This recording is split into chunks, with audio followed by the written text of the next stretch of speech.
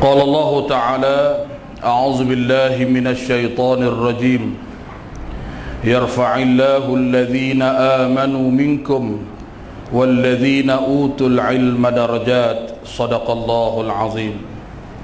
Yang bermaksud Allah subhanahu wa ta'ala mengangkat darjat kepada orang-orang yang beriman di kalangan kamu dan juga mereka yang diberikan ilmu agama dengan beberapa darjat di sisi Allah subhanahu wa ta'ala. Yang dihormati seluruh jawatan kuasa surau, Fatimah Az-Zahra dan imam dan muslimin muslimat yang dirahmati Allah. Sebagai orang Islam, apabila kita beramal dengan amal yang baik dan melaksanakan perintah Allah seperti sembahyang, puasa, zakat, haji, kita hadir dalam majlis ilmu, setiap perkara yang baik yang kita lakukan, selalu kita akan cakap mudah-mudahan kebaikan yang kita lakukan untuk mendapat berkat. Fokus berkat. Kita buat benda yang baik, kita nak mudah-mudahan diberkati Allah. Satu lagi, mudah-mudahan mendapat mardatillah, keredaan Allah. Dan satu lagi, mudah-mudahan mendapat rahmat daripada Allah subhanahu wa ta'ala. Tiga perkataan ini selalu disebut. Mudah-mudahan mendapat berkat, mudah-mudahan mendapat redha, mudah-mudahan mendapat rahmat daripada Allah. Baik, dalam masa tinggal 18 minit ini, insya-Allah saya cuba ringkaskan. Yang pertama, mudah-mudahan mendapat berkat. Apa dia yang dikatakan berkat? Baik, yang dikatakan berkat, kita lakukan sesuatu perkara yang baik. Berkat-berkat ni mudah-mudahan diterima oleh Allah subhanahu wa ta'ala. Jadi mudah-mudahan berkat, mudah-mudahan diterima. Maksudnya berkat tu perkara yang Allah Ta'ala terima. Allah Ta'ala terima. Bila Allah terima, selesai masalah. Maksudnya bila Allah Ta'ala terima, itulah namanya berkat. Dan bila terima ni, nak guna waktu bila? Berkat ni waktu ketika mana kita nak mati dan berada di alam barzah, dan juga ketika mana kita berada di depan Qadi Rabbul Jalil, iaitu di padang mahsyar. Berkat ni kita nak guna. Kemudian macam mana? Baik, nak mendapat berkat ini mestilah melakukan sesuatu perkara yang baik dengan hati, dengan hadir hati kita, dengan ikhlas kepada Allah subhanahu wa ta'ala, dan mengikut syarat dia. Sebagai contoh, kita semayang, mengikut syarat sah salat, mengikut cara semayang dengan betul, maka bolehlah kita kata mudah-mudahan diberkati Allah, mudah-mudahan mendapat redha Allah, mudah-mudahan dapat rahmat daripada Allah, sekiranya kita buat dengan betul, mengikut syariat dan syarak yang telah ditetapkan dalam Islam. Sekiranya sebaliknya kita lakukan tak cukup syarat, kita semayang betul, angkat takbir semua betul, yang tak betulnya kita tak ambil air semayang, sengaja tak ambil air semayang, lepas tu dia nak kata mudah-mudahan mendapat berkat. Kan tak betul itu. Nak dapat berkat mesti mengikut syarat. Sebelum semayang ambil uduk dan sebagainya. Jadi makna dia mesti kena ikut syarat dan yang telah ditetapkan oleh syarak, baru mendapat. Begitu juga dengan Ramadan Al-Mubarak. Kita puasa, mudah-mudahan puasa diberkati Allah. Baik, mudah-mudahan diberkati Allah, maksudnya mudah-mudahan diterima oleh Allah. Syarat dia puasa dengan betul, imanan wahtisaban ghufira lahu ma taqaddama min dhanbik. Kita puasa dengan penuh hati dan perasaan kita. Dengan puasa kita jaga sembahyang, kita jaga ibadah, kita jaga apa yang Allah suruh kita jaga, barulah kita rasa mudah-mudahan la'allakum tattaqun, mudah-mudahan jadi manusia bertakwa kepada Allah. Sekiranya sebaliknya tak betul, kita hanya puasa sahaja, sembahyang kita tangguh, kemudian aurat kita dedah di khalayak ramai, maka tak mendapat berkat. Begitu juga kita hadir, kita majlis ilmu, kita mengaji, kita hadir, kita datang dengan niat yang ikhlas kepada Allah Subhanahu wa taala, dengan hati yang memang nak datang nak ibadah, maka barulah mendapat berkat. Begitu juga dengan hidup kita, kehidupan kita, suami isteri, ibu bapa, anak-anak. Makna kita sebagai ketua keluarga, sebagai contoh, maka kita jaga Islam. Kita letak Islam di depan kita, Islam tu di atas kita. Kita ikut cara Islam, ikut perintah Allah Subhanahu wa taala sebagaimana Islam nak, macam itulah barulah kita dapat berkat. Tiba-tiba kita tak ikut Islam, nak suruh Islam tu ikut kita, mana boleh. Nak suruh Islam ikut kita, kita lah kena ikut Islam, baru mendapat rahmat, baru mendapat redha. Baik, tadi berkat, mudah-mudahan Allah terima. Redha, mudah-mudahan Allah suka. Bila Allah suka, selesai. Disebut dalam kitab Bidayatul Hidayah, karangan Hujjatul Islam Al-Imam Al-Ghazali rahimahullah ta'ala wa ra'ayah. Disebut di antara ada adab melaksanakan ketaatan kepada Allah, apabila kita melakukan sesuatu perkara yang Allah suka, kita buat apa yang Allah suka, Allah nak kita buat, kita tak langgar perintah Allah, batas-batas Islam, iman dan kufur kita tak langgar, kita jaga. Maka bila kita buat satu perkara yang Allah suka, kata Allah, akulah pendengaran yang ia mendengar dengannya, akulah penglihatan yang ia melihat dengannya, akulah percakapan yang ia bercakap dengannya, akulah tangan yang ia menyentuh dengannya, akulah kaki yang ia berjalan dengannya. Makna kata dipelihara oleh Allah Subhanahu wa ta'ala. Dan rahmat ni pula baik. Untuk mendapat rahmat daripada Allah, maksudnya kita duduk di bawah payung Allah, kita dipelihara oleh Allah Subhanahu wa ta'ala. Terasa nak melakukan dosa, berasa nak mungkar, teringat pada Allah. Berasa nak ambil barang orang tanpa kebenaran, ada Allah. Allah sentiasa peringat, Allah sentiasa perhati. Mana sentiasa ingat pada Allah, itu rahmat. Macam mana nak boleh rahmat? Dia sentiasa buat kerja Allah, dia sentiasa buat kerja Islam, dia sentiasa buat baik, dia sentiasa buat kebaikan. Asal nama baik buat selalu. Asal benda yang mendatangkan kebaikan, dia turut hadir untuk buat kebaikan. Inilah mendapat rahmat daripada Allah Subhanahu wa ta'ala. Tiga benda ni tuan-tuan, kita kena pilih, dan kita kena ada belaka tiga-tiga benda ni. Untuk mendapat tiga benda ni, perlu kepada yang pertama, dia kena baiki hati dia dulu. Bersihkan hati, al-qulub, bersihkan hati dia. Dengan apa? Dengan iman, dengan zikrullah. Baiki hati dia, bersihkan hati dia. Sifat-sifat yang dikeji oleh Allah, letak tepi, simpan, letak tepi. Yang dikeji oleh Allah, apa dia? Pemanas, sombong, dusta, kemudian pula dendam, dengki, macam-macam lah perkara yang Allah keji, buang. Datangkan sifat yang Allah suka: penyabar, penyayang, pemaaf, pembantu, penolong, pejuang dan sebagainya. Datang, baru Allah bagi kebaikan di hati kita. Itu dia tuan-tuan, rebut peluang yang ada. Saya teringat hadis Nabi SAW. Nabi sebut, irtanim khamsan qabla khamsin. Rebutlah 5 perkara sebelum datang 5 perkara yang lain. Yang pertama, muda sebelum tua. Yang kedua, sihat sebelum sakit. Yang ketiga, kaya sebelum miskin. Yang keempat, lapang sebelum sibuk. Yang kelima, hidup sebelum mati. Nak mendapat tiga-tiga tadi ni, ambil peluang yang Allah bagi. Sekarang ni kita muda, dan saya tengok depan saya pun orang muda belakang. Walaupun umur 60 tapi muda. Yang jadi masalah umur 30 rasa tua. Aduh, tua sangat dah. 60 pula muda lagi kita ni. Jadi makna muda, maksud muda sebelum tua. Bila muda ni banyak anugerah yang Allah Ta'ala bagi. Kekuatan, tenaga, semangat, mantapnya, ketajaman pemikiran dia. lain Allah Ta'ala bagi. Gunakan waktu usia yang Allah Ta'ala bagi muda ni dengan semaksimum yang mungkin untuk lakukan terbaik.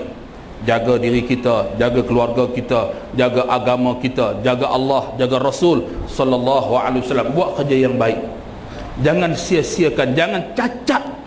Jangan menyebabkan menjadi cacat untuk kita nak dekat dengan Allah Subhanahu wa taala. Ayo anak muda, jangan kita biarkan waktu masa kita berlalu begitu saja. Allah Rabbi, tengok bagaimana anak-anak muda di Gaza, anak-anak muda di Palestin. Subhanallah. Ada orang macam mana minta cara nak pergi ke sana, nak berjuang, nak masuk dalam grup apa nama Najmuddin Al-Qassam, nak dapat lagu tu bukan senang.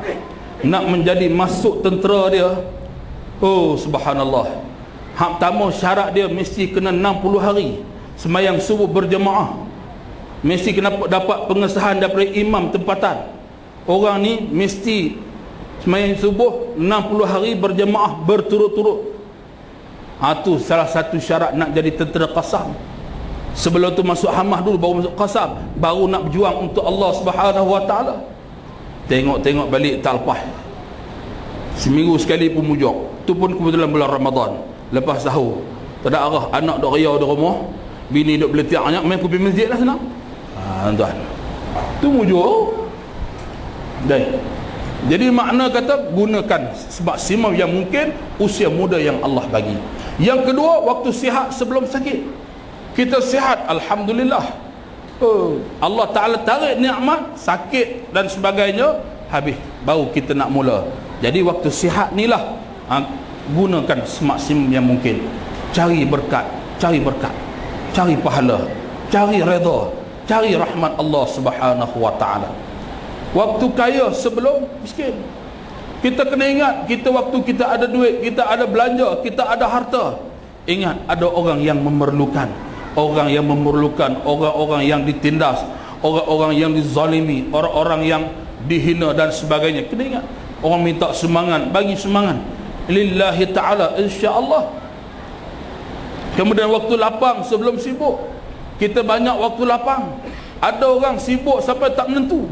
Allah Rabbi, waktu tidur pun tak ada, makan pun tak sempat. Sibuk sebab dia nak sibuk sangat kerja dunia, sampai tak ada nak ligan akhirat. Tuhan kata, ambillah kamu nak sibuk sangat. Kita alhamdulillah kita ada masa. Kita ni masa banyak tuan-tuan. Allah, masa makan kadang-kadang sehari 3-4 kali. Kemudian masa tidur, ya Allah, kita tidur paling banyak kali. Masa tidur, kadang-kadang dalam majlis ilmu pun tidur, tengah semayang pun tidur. 5 hari lepas saya pergi Kelantan, program di Kelantan, semayang malam tu, semayang dekat stadium sebelah tu, majlis perbadaran Kota Baru, semayang. Dia panggil imam, imam tu daripada Mesir, muda lagi imam. Allah Rabbi tuan, buat 8 2 jam, 8 2 jam, satu rakaat satu ain tu satu muka lebih. Jadi 8 rakaat satu juzuk. Jadi satu rakaat tu nak boleh ke ain tu, bukan dia baca laju macam imam kita ni. Dia baca satu, warattilil Quran tartila, satu persatu. Sebagai contoh dia baca, innalil muttaqina mafaza. Dia punya berdengung.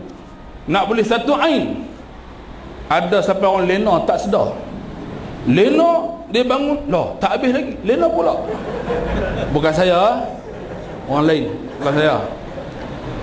Lah. Kawan tu ada seorang tu, dia duduk atas kursi semayang. Mungkin temuih kot, tunggu lena. Dia sedar, dia ingat orang semayang pula. Allahu Akbar.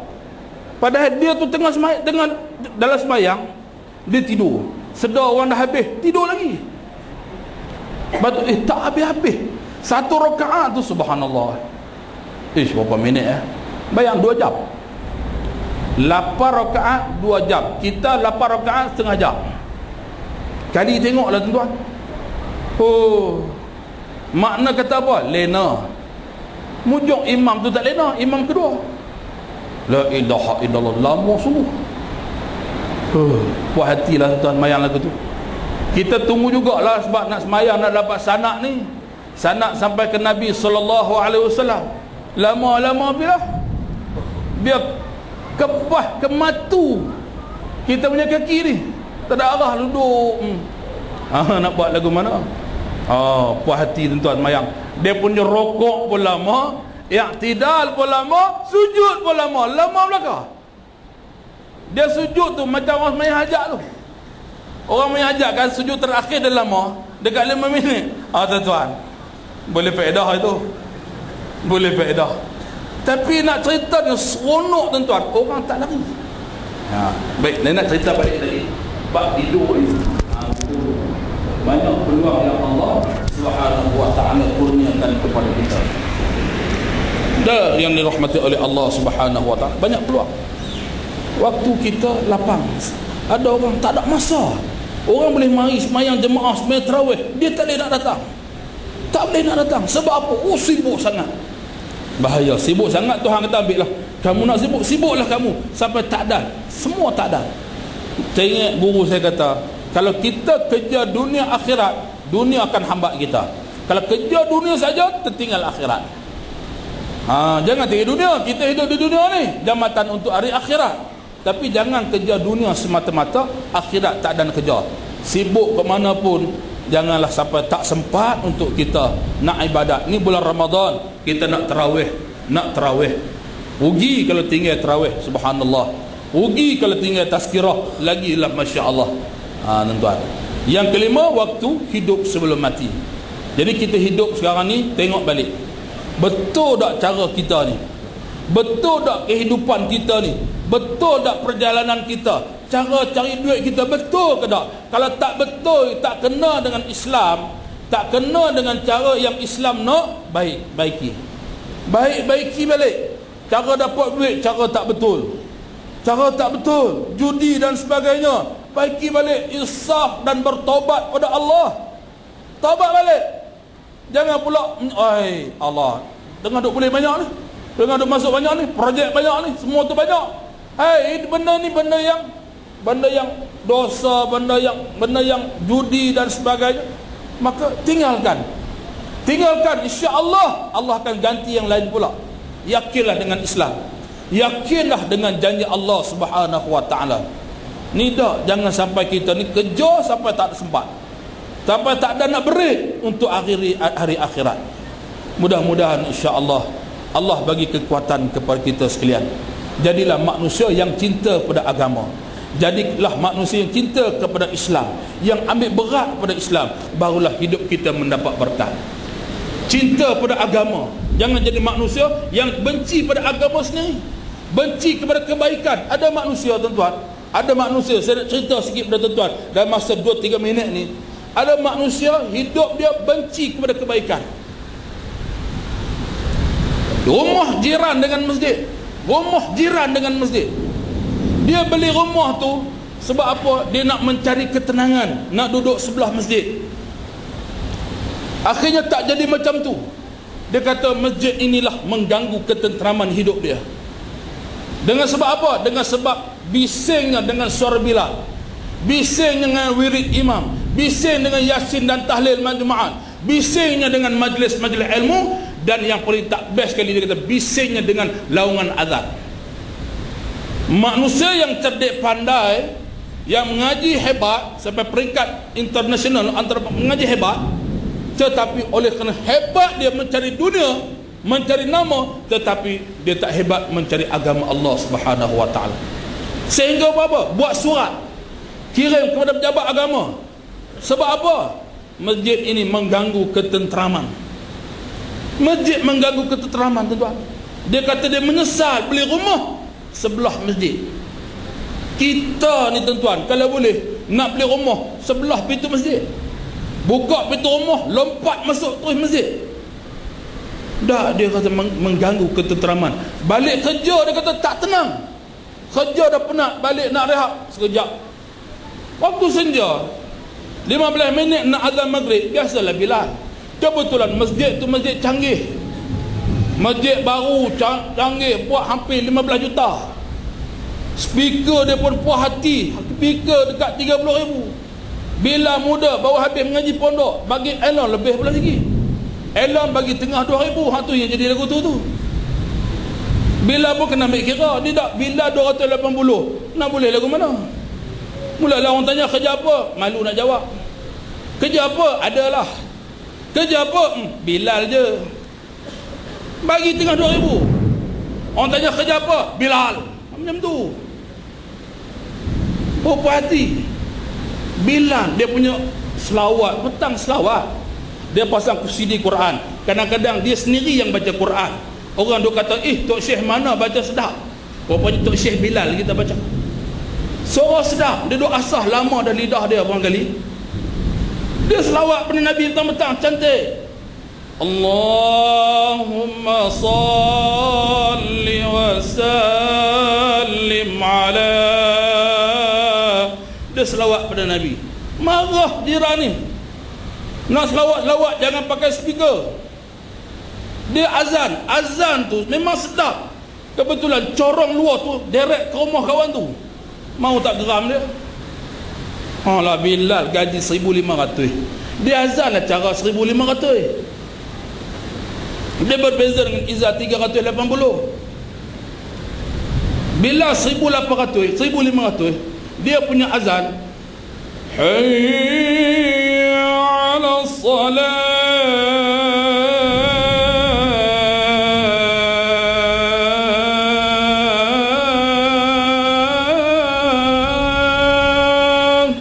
Itu cara 1,500 lah.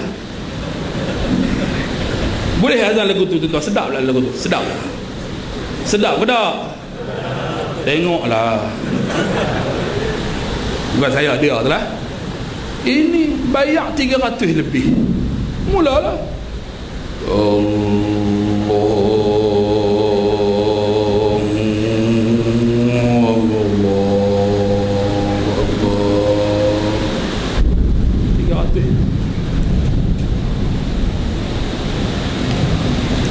Imam dia wirid. Imam tu wirid. Selepas mayang wirid, dia benci dengan wirid. Dia benci dengan wirid. Inilah bila tak ada roh Islam pada diri dia. Dia benci dengan wirid. Kawan ni wirid ni, sehingga ibu-ibu jiran-jiran masjid tu datang masjid buat pengakuan. Terima kasih pihak masjid. Kerana apa? Imam baca wirid, anak-anak kami di rumah boleh ikut. Kesan dia. Yalah, imam pula gaji hampir 2,000. Baru habis mahat tahfiz Quran. Dia jadi imam cara dekat dua. Tentang gelak apa imam lagu tu. Dia beza lagi imam 400 lebih. Imam hak yang dekat 2,000 ni tuan-tuan, dia punya wirid dia lepas mayang tu, Astaghfirullahal azim alladzi la ilaha illa huwal hayyul qayyum wa atubu ilaik. Anak-anak di rumah ikut. Hak nak nangis tak jadi, dengar mak dia kata apa? Tunggu, sekejap lagi ada wirid. Imam tu wirid. Anak nak bising tak jadi. Sebab apa? Sedap dengan alunan. Masya Allah. Tasbih, Subhanallah, Subhanallah, Subhanallah, Subhanallah. Oh, hati. Ialah ada setengah tak bunyi.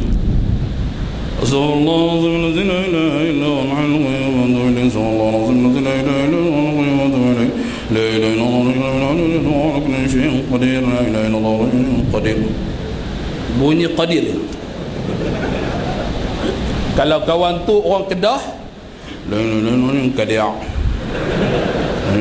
Kedah, Kedah lebih panggil tuan. Boleh faedah. Ni nak cerita benda hak benar yang berlaku. Kadang-kadang tasbih pun orang tak boleh nak ikut.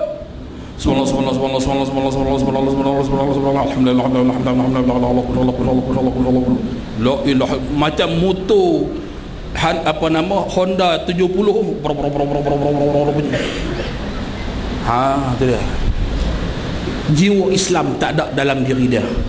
Malam Jumaat masjid buat yasin dan tahlil, terpaksa dia bawa isteri anak-anak dia keluar pergi bandar. Sebab apa? Tak tahan, sebab mengganggu ketenteraman. Tuan-tuan, ni macam mana hidup nak dapat berkat? Cari duit banyak-banyak pun duit tu tak boleh buat apa. Dia tak akan jadi cukup, mesti kejar lagi. Sebab apa? Bukan dia dah, iblis yang menguasai kepala otak dia tu. Ni tuan-tuan, ada majlis ilmu, dia kata majlis duk maki orang. La ilaha illallah. Majlis ilmu tu nak bagi peringatan kepada manusia. Ya ayuhan nas, wahai manusia. Mana ada ya ayuhal hayawanat natang, tak ada. Nak bagi peringatan kepada manusia. Tapi inilah keadaan dia. Dia ikut Islam dia.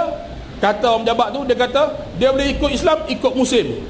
Kalau musim sekarang ni musim Yahanana, pergi masjid lah dia. Sebab nak Yahanana. Mari musim hak lama dulu, cara nasib kontemporari. Macam orang kita juga hari ni ikut Islam bermusim. Islam mana boleh musim? Dia kena hari-hari kena ikut Islam. Jangan tunggu Ramadan yang nak ikut Islam. Lepas Ramadan patah balik. Ni malam ni ramai. Dia tanya apa imam, lepas Ramadan atau sebelum Ramadan ramai lagu ni ke tak? Jawab sikit orang Indah sempurna, ramai ke tak? Tuan-tuan, ni hujan je memang ni. Gila kuat ni. Tuan-tuan pengelak cakap, sekali lagi herak mulut. Saya ni kali pertama main, mungkin wallahu a'lam lepas ni tuan-tuan panggil ke tak lagi. Panggil sangat kawan ni, jawab dia kena boleh tiang. Saudara muslimin dan muslimat yang dirahmati Allah Subhanahu wa taala. Jadi mudah-mudahan kita Islam ni sentiasa dan ikut Islam menyeluruh, bukan hanya sebahagian, bukan hanya waktu sembahyang, bukan hanya bulan Ramadan. Semuanya kena ikut Islam, dan tak faham Islam mendalami. Wajib bagi kita untuk mendalami dan faham agama Allah Subhanahu wa taala. Barulah hidup kita boleh cakap berkah. Hidup kita baru boleh cakap redha, dan hidup kita baru mendapat rahmat daripada Allah Subhanahu wa taala. Minta maaf banyak-banyak, mudah-mudahan Allah bagi kekuatan kepada kita sekalian insya-Allah. Mudah-mudahan hidup kita diberkati oleh Allah. Mudah-mudahan hadirnya saya, hadirnya tuan-tuan, sama-sama kita hadir dalam majlis yang baik ini, mudah-mudahan sama-sama semua mendapat berkat daripada Allah, mendapat redha daripada Allah, mendapat rahmat daripada Allah Subhanahu wa taala. Saya dah kata tuan-tuan ni apa tadi ni? Sampai terpadam habis ni. Jadi insya-Allah kita akan sambung solat sunat tarawih. Sebelum saya nak bagi balik batalin kepada imam kita ni, tuan-tuan, saya duduk dua tempat, Kuala Lumpur dengan Kuantan. Isteri dan anak duduk Kuala Lumpur, saya duduk Kuantan, Tahfiz di Bandar Damansara. Jadi sekarang ni kita tengah nak buat komplek Mahat Tahfiz di Pantai Sepat. Jadi tanah kita dah dapat. Sekarang ni mencari dana, mengumpul dana dan mencari wakaf pembangunan yang di atas tanah yang telah pun diwakafkan. RM50 ringgit satu kaki persegi. Saya duk kira-kira yang ada malam ni ada lebih kurang 2,500. Kalau seorang 50, selesai bangunan komplek bulan 5 ni insya-Allah. Tuan-tuan nak balik ambil duit balik, tak ada masalah. Tapi kalau tuan-tuan janji dengan saya nak datang, kena mari. Sebab ada surau janji, ustaz tunggu sekejap, sampai pukul 1 tak mari. Kalau masak nasi habis. Jadi insya-Allah ada bawa tabung sumbangan derma. Mudah-mudahan Allah Ta'ala bagi kekuatan infak dan sebagainya. Tuan-tuan ni niat apa ni sampai terpadam 2 kali ni? Mudah-mudahan insya-Allah kita teruskan, walaupun tak ada karan ke apakah, teruskan untuk habis. Yang penting tadi ikhlaskan hati kita, niat kita kerana Allah Subhanahu wa taala, dan juga sumbangan tu berilah sumbangan sebanyak yang mungkin insya-Allah. Wallahu taala alam. Allahumma rabbana taqabbal minna du'aana, rabbana taqabbal minna a'malana, rabbana taqabbal minna ibadatina, rabbana taqabbal minna salatana, rabbana taqabbal minna siyamana, rabbana taqabbal minna jihadana, rabbana taqabbal minna hajatana. Allahumma rabbana atina fid dunya hasanah wa fil akhirati hasanatan wa qina adzabannar wa adkhilna al-jannata ma'al abrar ya aziz ya ghaffar ya rabbal alamin walhamdulillahi rabbil alamin. Assalamualaikum warahmatullahi wabarakatuh.